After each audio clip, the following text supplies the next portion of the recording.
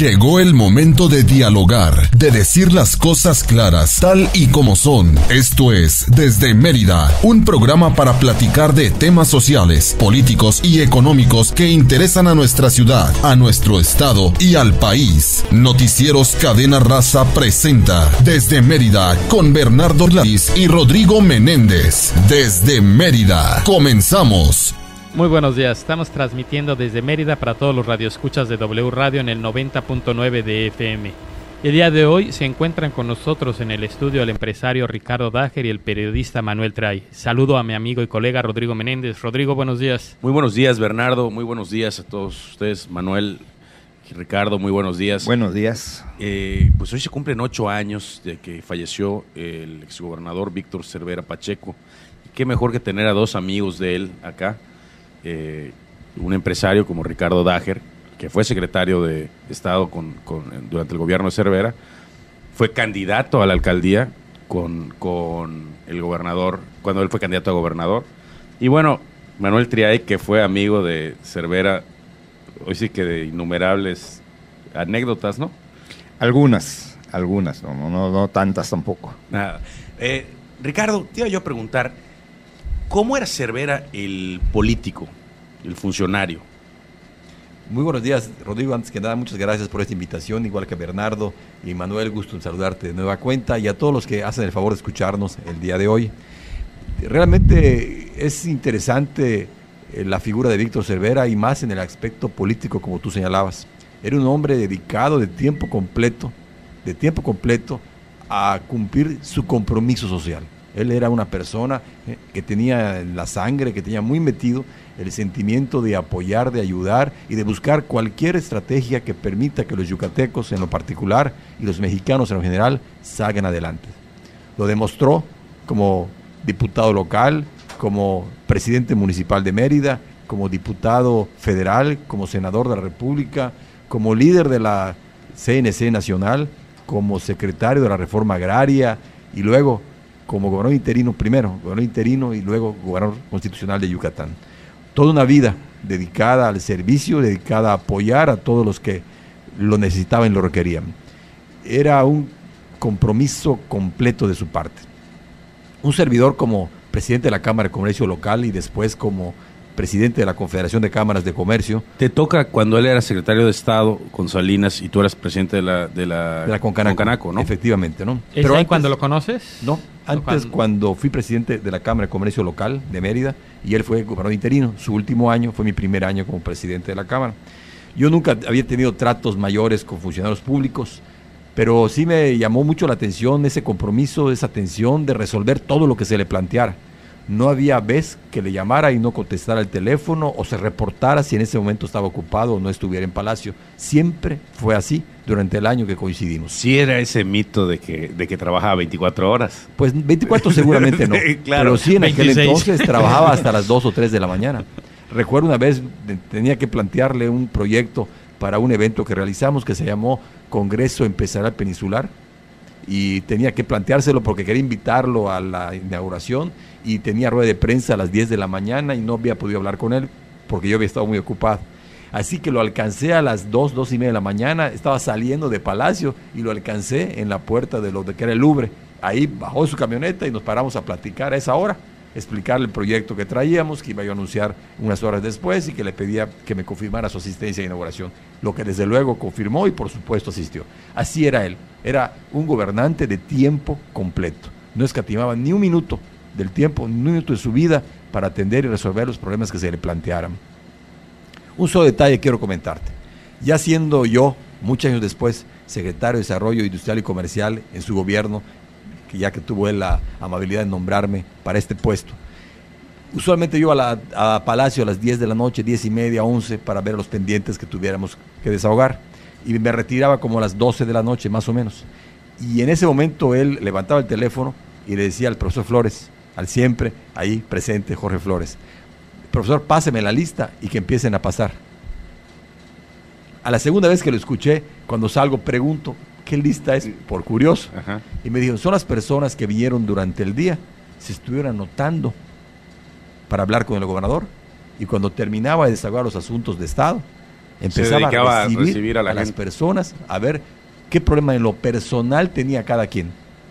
Eran sus famosas llamadas a funcionarios a medianoche, porque la gente planteaba algo y él llamaba al funcionario y lo resolvía en el momento. Afortunadamente los empresarios no iban a las 12 de la noche, o ya estaban atendidos. Así que de ese tamaño era su compromiso social. Eso, a lo mejor ahora que lo hace una vez, 2 veces, 3 veces, que lo hagas diario durante 6 años, pues eso es algo muy diferente a hacerlo solamente por cumplir. Si no es algo que de vocación lo sientes. Manuel Triay, ya vio, de entrevistador a entrevistado. A entrevistado. Sí. Mauri debe estar hasta feliz. Oye, don Manuel, ese Cervera en el PRI es lo que antes fue Correa Rachó en el PAN, digamos. Digo, pensando en el evento de hoy, que sí, en el Panteón y todo. Sí, yo creo que ambos tuvieron un liderazgo indiscutible, ¿no? Cada quien en su momento y en su forma. Hace un rato recordaba yo a Winston Churchill, que tenía una frase que viene a colación. Hablaba de la diferencia entre los políticos y los estadistas. Los políticos piensan en la próxima elección y los estadistas en la próxima generación. Yo creo que el caso de Cervera era una fusión entre un estadista y un político, porque trabajaba para hoy y trabajaba para mañana. Prueba es que a 8 años de su muerte, que conmemoramos hoy, el señor campea todavía por el Estado. Quizá no recuerden al gobernador que suplió la actual gobernadora Ivonne Ortega, o al menos no se le recuerde tanto, pero al señor Cervera sí, y no porque haya caído bien o mal, porque además como líder, como figura, no solo yucateca, sino en todo el país, pues tenía muchos a favor y muchos en contra. Eso es una característica de los líderes, y de Cervera se hablaba todo el tiempo, o se hablaba mal o se hablaba bien, ¿sí? Y era incluso hasta un benefactor de la oposición, porque la oposición siempre encontraba de qué culparlo. No se movía la hoja de un árbol sin la voluntad de Dios. Esa era la impresión que daba la oposición en los tiempos de Cervera. Hoy, 8 años después, se sigue hablando del señor Cervera como si hubiera sido ayer. Por eso te repito, representará en el PRI Cervera, o sea, ese... No te quisiera hablar, pues no era un hombre de ideologías. ¿Caudillismo? Un caudillismo. O sea, no hablo de ideologías, más bien sería de trabajo, porque tampoco Correa Rachó era un hombre de ideologías, ¿no? Yo creo que Correa no tuvo tiempo de actuar como hubiera ocurrido en circunstancias ajenas a las que vivió. Hablando de los dos personajes que, por cierto, se llevaron muy bien. Los señores Víctor Correa y Víctor Cervera, por lo menos se hablaba muy bien de ellos. Yo recuerdo que Cervera, cuando se refería, que no era muy seguido, al menos yo no lo oí muy seguido, pero las pocas veces que lo oí hablar del señor Correa Rachó, siempre habló de él como si Víctor Correa fuera un caballero, que además para algunos, como yo lo era, ¿no? No más que la vida política del señor Correa fue muy breve, fue de 3 años. El señor terminó su ayuntamiento y poco después falleció. Sin embargo, también de Correa, ya no eran los panistas, sino eran los correarrachoístas. Okay. Es como el cerverismo. Era un liderazgo avasallador. Bueno, en el cerverismo caben muchos. Caben muchos. No, pero digo, por eso me es difícil hacer una comparación de quién sería mejor o quién sería peor. No hablo de mejor o peor, sino como estandarte en un partido u otro, ¿no? Siento que ambos fueron, de diferente manera, o ambos son de diferente manera en su actuar, ¿sí? Siento que el señor Cervera imponía, y se imponía, ¿ok? Imponía, no sé, no trabajé con él, me tocó verlo de cerca, imponía en el sentido de que era el tipo que quería hacer algo y lo lograba, cueste lo que cueste, y imponiéndose él a la cabeza de lo que había que hacer. Y se imponía, porque nos tocó ver muchas veces que cuando le tocó concursar, digamos, por algún puesto público, cuando le tocó concursar por la gubernatura, yo recuerdo este hecho, que salieron varios aspirantes y a lo último se quedó solo. ¿Por qué? No sé qué hizo, pero nunca compitió en una pasarela, ¿ok?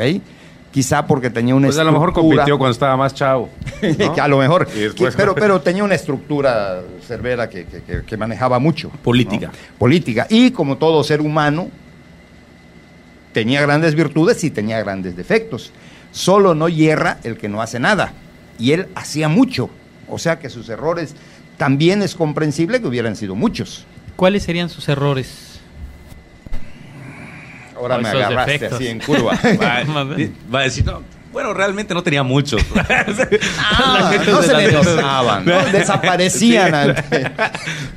Le salió el cerverismo al señor. No, sí es cierto, ¿verdad? Pero no, yo creo que tenía errores en cuestión de la concepción que teníamos las personas de las cosas, ¿no? Cervera hizo muchas cosas que a mi criterio no eran las adecuadas.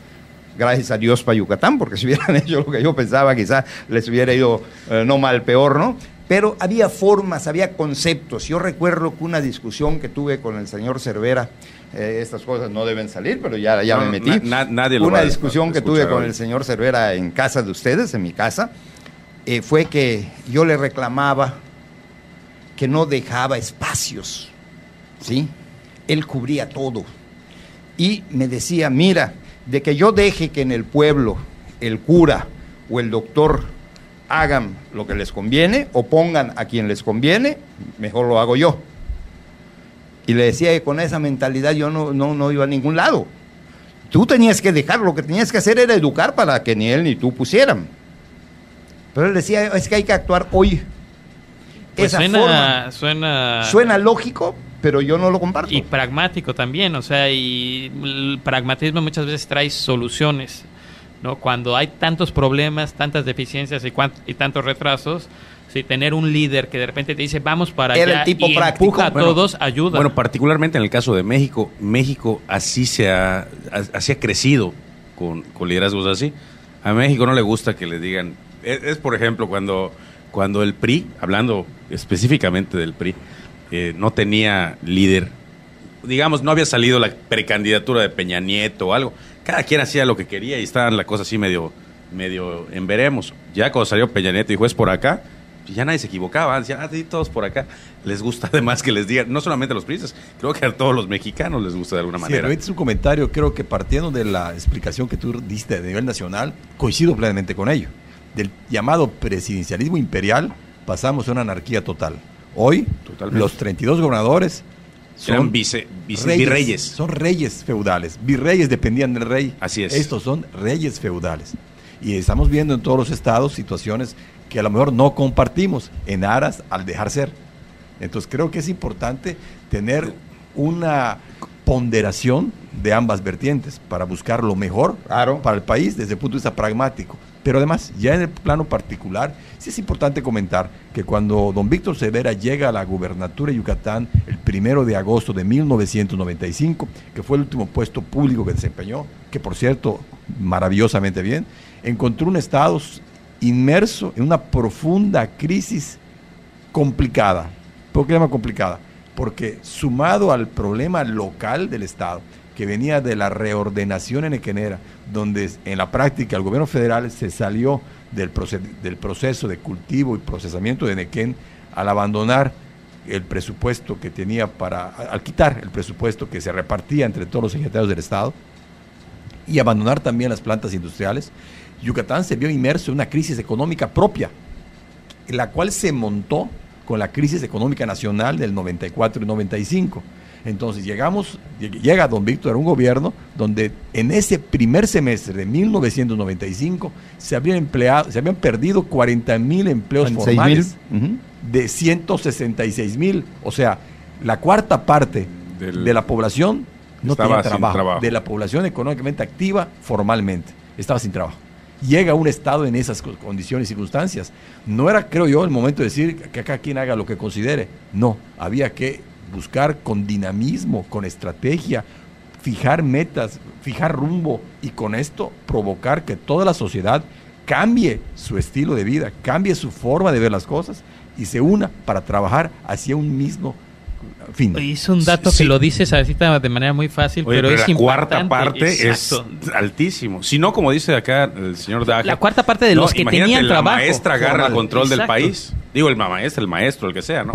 Nos vamos a un corte comercial y cuando regresemos, seguimos acá desde Mérida con Ricardo Dager Nahum y Manuel Triay Peniche. Volvemos.